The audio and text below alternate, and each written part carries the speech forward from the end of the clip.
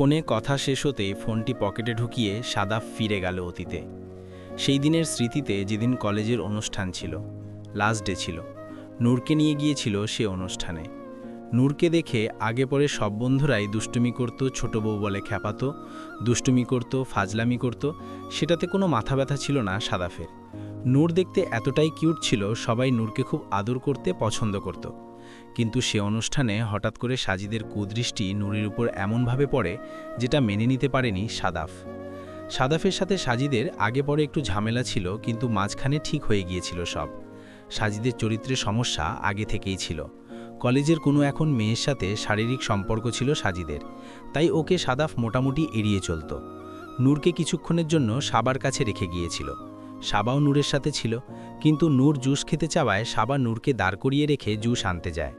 সেই সময় সাজিদ এসেই নূরকে কোলে তুলে নিয়ে চেয়ারে বসে।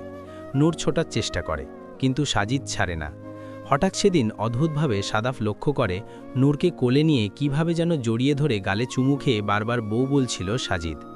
নূর ছোটার চেষ্টা করছে, সেটা সাদাফের একদম পছন্দ হচ্ছিল না। বন্ধু আছে বন্ধুর জায়গায়, কিন্তু নিজের বোন, নিজের কাজিন অথবা নিজের পছন্দের কোনো মানুষকে তার বন্ধু এভাবে জড়িয়ে ধরে চুমু খাবে, এটা মেনে নিতে পারেনি সাদাফ। সাদাফ দৌড়ে গিয়ে সাথে সাথে নূরকে সাজিদের কোল থেকে ছিনিয়ে নেয় এবং বলে, খবরদার, নূরকে বাজেভাবে টাচ করবি না। কথাটা একটু জোরেই বলে। সেটা সাজিদের খুব মাইন্ডে লাগে, খারাপ লাগে। সাজিদ উল্টো প্রশ্ন করে, কি সমস্যা, কি এমন করেছে, এমন একটা ভাব করছিস যেন তোর বউকে কোলে নিয়ে চুমু খাচ্ছি। সাদাফ উত্তর দেয়, বউ হোক অথবা বোন, এইভাবে কোনো মেয়েকে কোলে নিয়ে চুমু খেলে সেটাকে আদর করা বলে না, সেটাকে অন্য কিছু বলে। নূর মোটেও কমফোর্টেবল ছিল না। ও বারবার তোর কাছ থেকে ছুটতে চাইছিল। তার মানে তোর স্পর্শ নূরের ভালো লাগছিল না। এতটুকু বাচ্চা বুঝতে পারে কোনটা ব্যাড টাচ আর কোনটা গুড টাচ। তাই এত ছোট মেয়ে বুঝতে পারে কোনটা ব্যাড টাচ কোনটা গুড টাচ? কেন, তুই টাচ করে করে শিখিয়ে দিয়েছিস? প্রশ্ন করল সাজিদ। কথাটা শোনা মাত্রই যেন মাথায় আগুন জ্বলে উঠেছিল সাদাফের। তবুও হাত মুষ্টিবদ্ধ করে দাঁড়িয়েছিল। নূর ভয় পাচ্ছিল তাই। নূর এক হাত দিয়ে সাদাফের বাহাত ধরেছিল, তাই আগে বাড়ছিল না সাদাফ। সাদাফ শুধু মুখ দিয়ে বলেছিল, অতটুকু কথাই বল যতটুকু বললে এর প্রতিক্রিয়া তুই সহ্য করতে পারবি। কথাটি বলার সাথে সাথে সাজিদ ঘুষি লাগিয়ে দিয়েছিল সাদাফের মুখ বরাবর। অমনি সাদাফকে যেন আর কেউ কন্ট্রোল করে রাখতে পারেনি। ইচ্ছামতো মেরেছিল সাজিদকে। সবগুলো ঘুষি শুধু মুখে দিয়েছিল। এমন অবস্থা করেছিল চেহারার যে দেখে চেনার উপায় ছিল না এটা সাজিদ নাকি অন্য কেউ। জ্ঞান হারিয়ে গিয়েছিল সাজিদের। বন্ধুরা অনেক কষ্ট করে আটকায় সাদাফকে। নূর কান্না করে দেওয়ায় নূরকে কোলে করে নিয়ে সেখান থেকে বেরিয়ে পড়ে সাদাফ। এরপরে ঝামেলা যা হবার ফ্যামিলির মধ্যে হয়। বাবা গিয়ে তাদের সাথে মিটমাট করে। কিভাবে কি করে সাদাফের সাথে আর কোনো কিছু শেয়ার করেনি। শুধু 4 দিনের মধ্যেই আমেরিকা পাঠিয়ে দেয়। আমেরিকা যাওয়ার আগেই বাবার রুমে ঢুকে বলেছিল এক শর্তে যাবে, যদি নূরকে বিয়ে দেয় ওর সাথে। বাবা বলেছিল, অসম্ভব, এটা কি হয় নাকি? এত ছোট বাচ্চা তোর সাথে কিভাবে বিয়ে করবে? তুই একটি বিবাহযোগ্য মোটামুটি পুরুষ মানুষ, নূর ছোট একটা বাচ্চা, 20 বছর তো, তাও তুই বিয়ে কি বুঝিস? নূর কি বোঝে? এভাবে তুই বিয়ে করে এখানে থাকবে, নূরও থাকবে, এটা কি হয় নাকি? তখন সাদাফ বলেছিল, ঠিক আছে, বিয়ের পর বিদেশ চলে যাবে, নূর বড় হলে তখনই ফিরে আসবে। কিন্তু নূরকে যদি বিয়ে না দেয় তাহলে কোনোভাবেই সাদাফ বিদেশে যাবে না। হুমায়ুন রহমান ভেবেছিলেন ছেলে খুব তেড়া, সেটা উনি জানে, আর এই বিয়ের কেউ জানবেও না, বুঝবেও না। 6 বছরের নূর ভুলে যাবে সব। তাই সাদাফের কথা মেনে সেদিন নূরকে মেলায় নিয়ে যাওয়ার কথা বলে ছোট্ট লাল টুকটুকে একটি শাড়ি পরিয়ে সাদাফের কোলে বসিয়েই কবুল পরানো হয়েছিল। কোনো সাইন হয়নি, শুধু কবুল করানো হয়েছিল কাজী ডেকে। কয়েকটা চকলেটের জন্যই মেয়েটা কবুল বলে দিয়েছিল, তাও সাদাফের কোলে বসে। সাদাফ মুচকি হাসল কথাগুলো চিন্তা করে, সে অতীতগুলো চিন্তা করে। সাদাফ একটি দীর্ঘশ্বাস ছাড়ল। তারপর মনে মনে ভাবল, যত যাই হয়ে যাক, যেভাবেই হোক সাজিদকে প্রতিহত করতে হবে। নূরের ওপর সাজিদের কেন, স্বয়ং নূরের নিজেকেও নিজের কোনো ক্ষতি করতে দেবে না সাদাফ। সাদাফ ধীরে ধীরে এগিয়ে এলো কেবিনের দিকে। ফজলুর রহমান সোফায় বসেই শুয়ে পড়েছিলেন। সামিহা বেগম ঘুমাচ্ছে বেডে। সাদাফ নূরের বেডে মাথা হেলিয়ে ঘুমিয়ে আছে, চেয়ারে বসে ঘুমিয়ে আছে। সামিহা বেগম উঠে নাস্তা রেডি করছে। এভাবে নূরের বেডে মাথা দিয়ে শুয়ে থাকতে দেখে সামিহা বেগমের কলিজাটা যেন জুড়িয়ে গেল। উনি তো মনে মনে সাদাফকে ভীষণ ভালোবাসে, মেয়ের জামাই হিসেবে অনেক পছন্দ করে। ওনার তো কোনো আপত্তি নেই সাদাফের কোনো কিছুতে। উনি বুঝতে পারে না ফজলুর রহমান কেন বারবার এরকম করছেন। এবার বাসায় গিয়ে অবশ্যই কথা বলবেন ফজলুর রহমানের সাথে, কি হয়েছে জানতে চাইবেন, মনে মনে ভাবল সামিহা বেগম। সামিহা বেগম বেডের সামনে এসে দেখলেন নূর পিটপিট করে চোখ খুলছে, তাই আর দাঁড়ালেন না। ভাবলেন মেয়েটা ঘুম থেকে উঠে সাদাফ দেখবে তখন ভালো লাগবে, তাই নিজে ধীরে ধীরে কেবিন থেকে বেরিয়ে গেলেন। নূর চোখ খুলে দেখল সাদাফ নূরের বালিশের কাছে মাথা হেলিয়ে শুয়ে আছে। দৃশ্যটি ভীষণ ভালো লাগলো নূরের। নূর এক দৃষ্টে তাকিয়ে আছে সাদাফের দিকে। হঠাৎ করে ধীরে ধীরে চোখ খুলল সাদাফ। দেখল নূর তাকিয়ে আছে সাদাফের দিকে। সাদাফ মুচকি হাসল নূরের দিকে তাকিয়ে। তারপর ঘুমো ঘুমো ঘরে লাগা কণ্ঠে বলল, এভাবে তাকিয়ে আছিস কেন? আমার দিকে এভাবে তাকিয়ে থেকে তো আমাকে মেরে ফেলবি। নূর তারপরও তাকিয়ে মুচকি মুচকি হাসছে সাদাফের দিকে। সাদাফ বলল, কি হয়েছে, কিছু বলবি? এভাবে হাসছিস কেন? নূর বলল, না কিচ্ছু বলবো না। সাদাফ এভাবে বালিশ থেকে মাথা তুলে সোজা হয়ে আড়মোড়া ভেঙে বলল, রিলিজ দেওয়ার সময় হয়ে গেছে। বাসায় যা, বাসায় গিয়ে সুন্দর করে রেস্ট করবি, নিজের যত্ন নিবি, কেমন? ঠিকমতো ওষুধ খাবি, দৌড়োদৌড়ি ছোটাছুটি করবি না, চুপচাপ বিছানায় শুয়ে থাকবি। নূর অবাক হয়ে জানতে চাইল, আপনি যাবেন না বাসায়? সাদাফ বলল, অফিসে জরুরি কাজ আছে, সেখানে যেতে হবে, কয়েকদিন সময় দিতে হবে। আমার বউ কি আমাকে ছুটি দেবে কয়েকদিনের জন্য? নূর লজ্জায় চুপ করে রইল। সাদাফ নূরের দিকে তাকিয়ে নূরের চুলগুলো গুছিয়ে দিতে দিতে বলল, বাসায় যা, নিজের যত্ন নিস, আমার জিনিসের যেন কোনো ক্ষয়ক্ষতি না হয়। নূর নিচের দিকে তাকিয়ে থেকে বলল, বিয়ে করেছি যেন কেউ আমার যত্ন নিতে পারে, নিজের যত্ন যদি নিজে নিব তাহলে বিয়ে করেছি কেন? এই প্রথম নূরের কথা শুনে সাদাফ অবাক হয়ে গেল। ঘোর লাগা দৃষ্টিতে তাকিয়ে রইল নূরের দিকে। তারপর ধীরে ধীরে ফিসফিস করে বলল, যেদিন অনুমতি দিবি যত্ন নেওয়ার, সেদিন থেকে বুঝবি আমার যত্ন কেমন হয়। সেই পর্যন্ত একটু সুস্থ থাকিস, নিজের যত্ন নিস একা একা। নূরকে দুপুরে খাইয়ে দিয়ে রেস্ট করার জন্য রুমে রেখে গেলেন নওরিন আফরোজ। নূর ঘুমাচ্ছে। হুমায়ুন রহমান নিজ রুমে বসে ভাবছে, ফজলুর রহমান আসলে কি লুকাচ্ছে। হসপিটালে যখন কথা বলছিল, কেন জানি মনে হচ্ছিল চোখ বলছে এক কথা, মুখে বলছে আর এক কথা।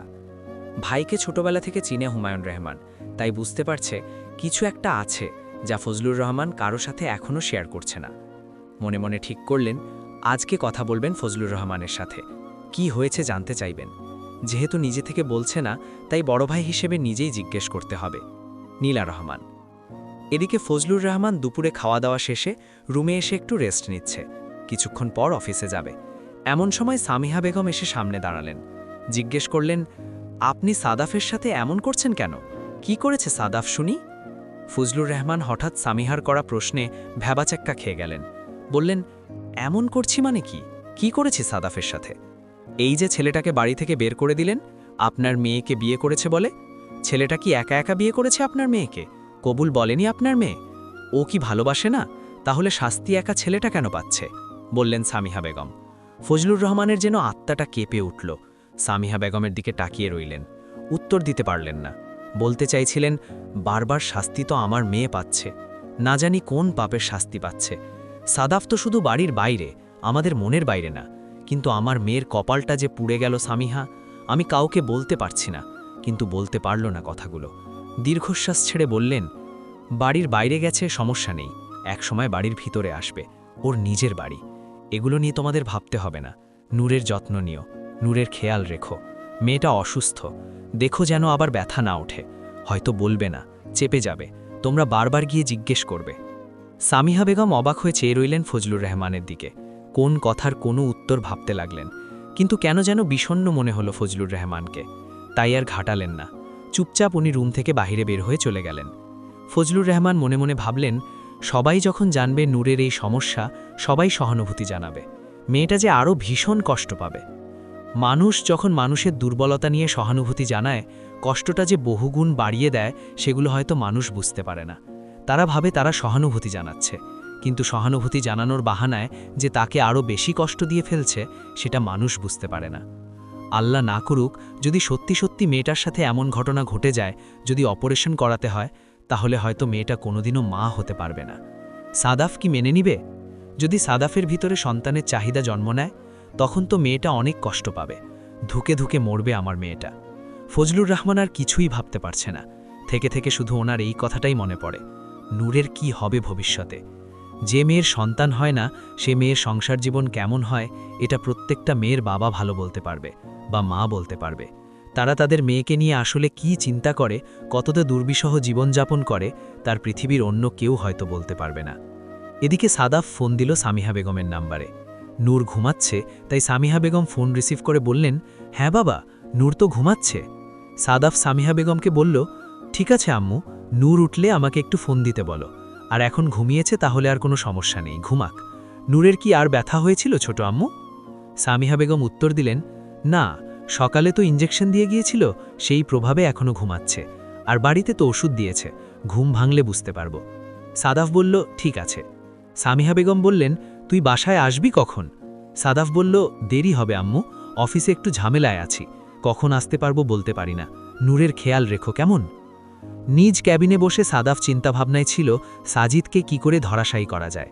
এমন সিচুয়েশনে নেই যে ওকে মেরে বা মারামারি করে ওকে ধরাশায়ী করতে হবে, ওকে ধরাশায়ী করতে হবে কৌশলে। সেই কৌশল জানার জন্য হঠাৎ করে মনে পড়ল ফারদিনকে। সাথে সাথেই ডেকে পাঠালো ফারদিনকে রুমে। ফারদিন আসতেই সাদাফ বলল, সাজিদের ব্যাপারে বা সাজিদের বাবার বিজনেস পার্সোনাল যত ইনফরমেশন আছে সব কিছু কালেক্ট করো। কি ধরনের বিজনেস করে, সেই বিজনেসে সাদা কি কালো, কি যা আছে সবকিছু খুঁজে বের করে আমাকে 2 ঘন্টার মধ্যে জানাও। তোমার স্পেশাল টিম কাজে লাগাও, যেভাবে সম্ভব হয় সাজিদের যত দুর্বলতা আছে সবগুলো আমার কাছে খুঁজে নিয়ে এসো, ব্যক্তিগত এবং প্রফেশনাল। ফারদিন মুচকি হেসে বলল, হয়ে যাবে স্যার, টেনশন করবেন না, 2 ঘন্টার মধ্যেই আপনাকে অবশ্যই সুখবর দেব। বলেই কেবিন থেকে বের হয়ে গেল ফারদিন। সাদাফ চেয়ারে বসে মাথাটা এলিয়ে দিয়ে চোখ বন্ধ করে নূরের কথাই ভাবতে লাগলো। আবার সন্ধ্যা 7টা পার, তড়িঘড়ি করে অফিসে সাদাফের সামনে ফারদিন জোরে জোরে নিঃশ্বাস নিচ্ছে। তারপর জানালো, স্যার, সব ইনফরমেশন নেওয়া শেষ, আপনি বললে একটি একটি করে শোনাই। সাদাফ মুচকি হাসল, হেসে বলল, ঠিক আছে বল। মানি লন্ডারিংয়ের বিজনেস স্যার, গার্মেন্টস ব্যবসার এক্সপোর্টের আড়ালে ভুয়া ইনভয়েস ও ওভারভয়েস চলে, বিদেশ থেকে হাওলার মাধ্যমে টাকা আনা হয়, ধরা পড়লে বড় ধরনের অর্থের কেলেঙ্কারি মামলা হবে।